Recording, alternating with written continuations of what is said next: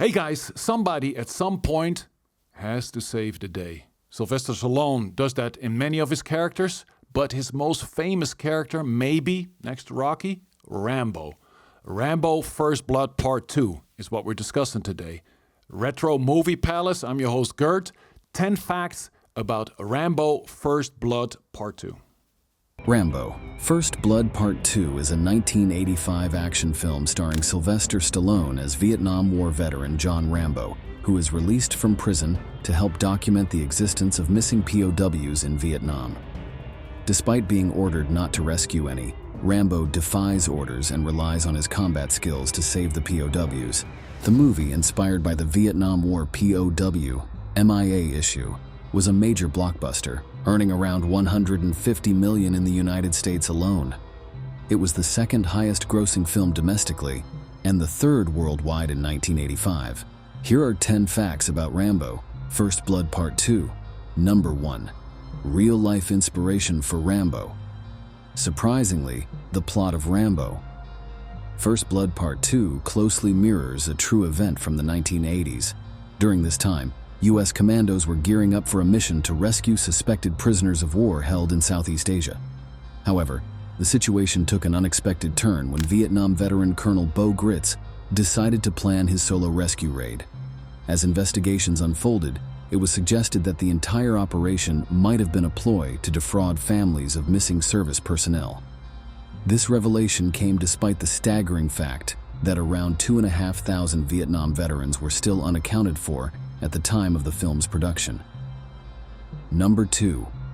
A different twist for Rambo 2. James Cameron, the guy who gave us Terminator and Titanic, wrote a draft where Rambo didn't go solo into the Vietnamese jungle. Nope, he had a tech-savvy sidekick and a younger partner to join him on the mission. And guess who producers had in mind for the role? None other than John Travolta. Yep, the same Travolta who had just worked with Stallone on that Saturday Night Fever sequel. But here's the kicker. Stallone wasn't too thrilled about the idea of Rambo having a buddy. When he got his hands on the script, he said, "Nope, solo mission it is." And poof, Travolta's character vanished from the story completely. Number 3. Remembering Clifford P. Wenger Jr. Let's take a moment to honor someone who gave their all to their craft. Rambo First Blood Part 2 is dedicated to Clifford P. Wenger Jr., a special effects technician who tragically lost his life during the film's production due to a premature explosion. It's a heartbreaking reminder of the risks involved in bringing movie magic to life. Wenger, whose dad was also in the same line of work, had worked on some pretty big films before, like The Island of Dr. Moreau, Hooper, and City on Fire. He was part of the behind-the-scenes magic that made those movies unforgettable, and his dedication will always be remembered. Number 4. Stallone's transformation for Rambo 2 and Rocky 4. So, Stallone was already rocking a pretty solid physique for the original First Blood back in '82.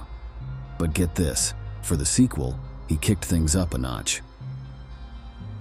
According to the documentary In Search of the Last Action Hero from 2019, Stallone went through this crazy intense 8-month training program to get seriously ripped for the role.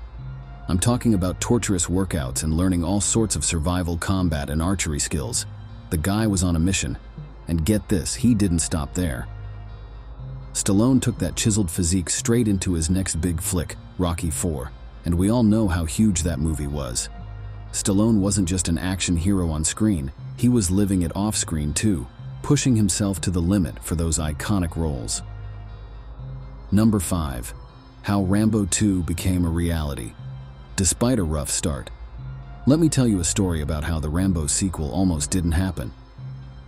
Back in 1983, James Cameron, the mastermind behind Terminator, Aliens, and Titanic, wrote a script for what was then titled First Blood 2: The Mission. But here's the twist. Sylvester Stallone, who played Rambo, decided to tweak the script himself before they even started filming heavily. Now, during this whole process, Cannon Films, run by producers Menahem Golan and Joran Globus, caught wind of Cameron's early script. They thought, hey, we can make our version. So, they hurriedly put together a movie called Missing in Action, starring Chuck Norris, which hit theaters in November 1984. a full 6 months before Rambo, First Blood Part 2. Number 6. Musical talent in Rambo 2. The score for Rambo First Blood Part 2 was composed by none other than Jerry Goldsmith, who already had an Academy Award under his belt for his work on The Omen back in '76. Talk about talent, right? But that's not all.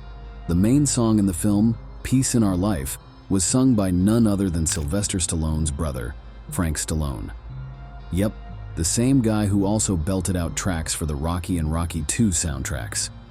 It's a family affair when it comes to making movie magic, with Goldsmith setting the tone and Frank Stallone adding his voice to the mix.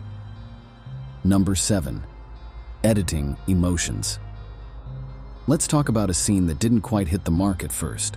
You know that emotional moment in Rambo, First Blood Part 2, where Julia Nixon's character, Agent Ko Fong Bao, tragically dies in Rambo's arms. Well, turns out that during test screenings, instead of tears, audiences were laughing. Why? Because there was this dramatic no from Rambo that echoed 3 times, and it just didn't fit the mood. Number 8. Rambo's film journey and a brush with the Oscars. First Blood Part 2 is just one piece of the action-packed puzzle in the Rambo series. You've got Rambo 3 in '88, Rambo, aka John Rambo, in 2008, and Rambo, Last Blood in 2019, each adding their punch to the franchise. But out of all those films, Rambo First Blood Part 2 is the Lone Ranger that snagged an Academy Award nomination. Number 9. Stallone's surprising take on Rambo films. During his appearance on The Graham Norton Show, Stallone didn't hold back when it came to ranking the Rambo movies. It was a jaw-dropping moment when he openly declared Rambo First Blood Part 2 as his least favorite of the bunch, likening it to a cartoon. It's quite an unexpected twist, especially considering how iconic the film has become in pop culture. It turns out that Stallone's sentiments resonate with critics too, as evidenced by the movie's lukewarm 33% approval rating on Rotten Tomatoes. But here's the kicker.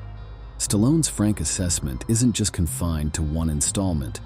The final entry in the series, Rambo, Last Blood, didn't exactly set the world on fire either, earning an even lower 26% rating. Number 10.